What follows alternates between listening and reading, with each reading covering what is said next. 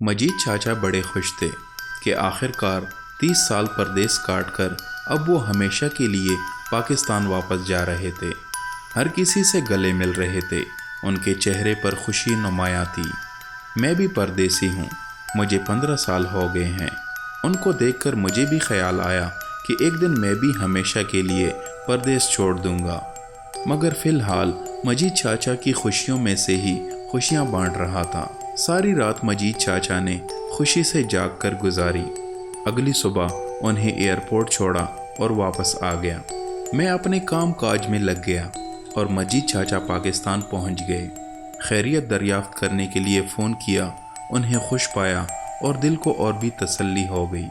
हफ्ता भी ना गुजरा था कि मैं ऑफिस से घर आया, देखता हूँ मजीद चाचा बैठे हुए हैं, चेहरा मुरझाया हुआ, कंधे झुके हुए। मैंने हैरान होकर पूछा, चाचा आप यहाँ वापस कैसे? मजीद चाचा ने उठकर मुझे गले लगाया और दाने मार मार कर रोने लगे। मैं इतना घबरा गया था कि मेरे हाथ पांव फूल गए। मैंने चाचा को ज़ोर से गले लगाया और उन्हें चुप कराने की कोशिश करने लगा। चाचा के आंसू शायद पाकिस्तान में ही खुश्क हो चुके थे। मैंने खाना बनाया, मजीद चाचा नमाज पढ़ने लग गए। खाने से फारिग होकर मैंने दरियाफ्त किया, चाचा बताएं तो सही हुआ क्या है? चाचा ने बताया कि उनके 3 बेटे 2 बेटियां हैं। दोनों बेटियों की शादी यहाँ रहकर ही कर दी थी।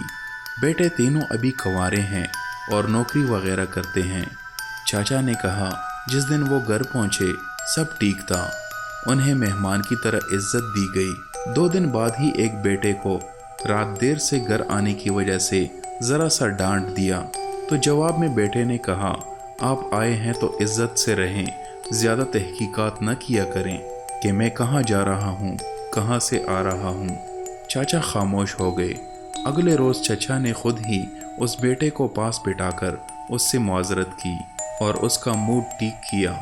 मज़ीद 2 दिन गुजरे तो दरवाज़े पर दस्तक हुई। बाहर कोई लड़का उनके बड़े बेटे को बुलाने आया था। उसी बेटे ने दरवाज़ा खोला। ड्राइंग रूम में बैठे चाचा मजीद अपने बेटे की उसके दोस्त से गुफ्तगू सुन रहे थे।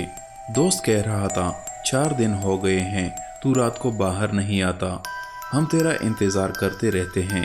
बेटे का जवाब था यार अब्बा आया हुआ है, ये चला जाए तो आज़ादी मिलेगी, जब से आया है नाक में दम कर रखा है।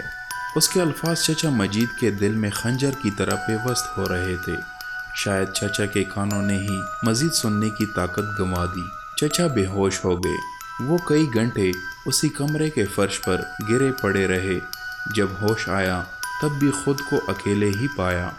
चाचा की बीवी अपने महल्ले की चंद खवातीन के साथ शॉपिंग करने गई हुई थी और बेटे घर से बाहर थे। चाचा अपने खाली मकान की दीवारों से अजीब बातें करने लगे।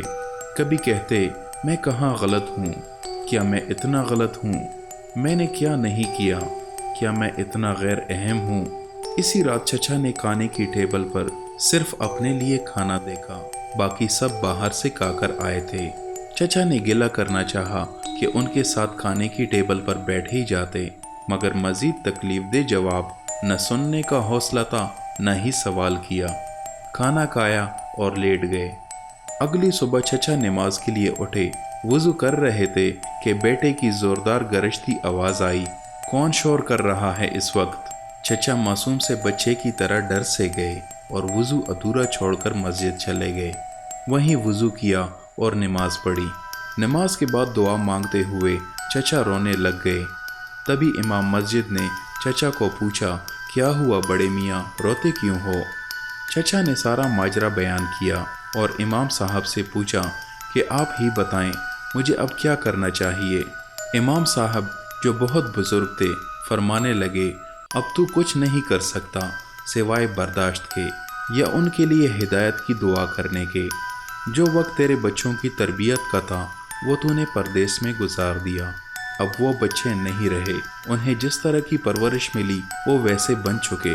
अब या बर्दाश्त कर या उनसे अलग होकर कहीं और रह ले। चाचा वापस आ गए। बीवी से तमाम हाल बयान किया। बीवी ने भी कह दिया मैं तो पहले ही कहती थी कि वापस आकर क्या करोगे, वहाँ तो फिर भी वहाँ तो फिर भी नौकरी थी, पैसा था।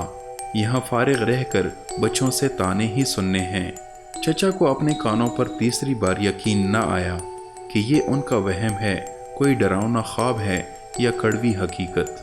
गर्ज चचा ने बैंक में रखी हुई रकम से वापसी का टिकट खरीदा और बिना किसी को बताए वो अपने घर के दरवाजे को चूमकर ये कहते हुए निकले कि ए मेरे वहम कि तू मेरा घर है, मैं तुझ में तो रहना चाहता हूँ पर वहम में नहीं। चाचा की बातें सुनकर मेरी आंखों से निकलते आंसू मेरे सीने तक को तर कर गए थे। सन्नाटे को तोड़ते हुए मजीद चाचा की हल्की सी आवाज़ निकली, जहान ज़ेब, मैं अब पाकिस्तान कभी नहीं जाऊंगा। जब मैं न रहा तो मुझे यहीं परदेश में ही दफन कर देना। मैं चचा के साथ लिपट कर ज़ोर ज़ोर से रोने लगा, क्योंकि मेरा दिल भी डरते हुए कह रहा था, कहीं पाकिस्तान में बनाया गया मेरा घर भी वहम तो नहीं।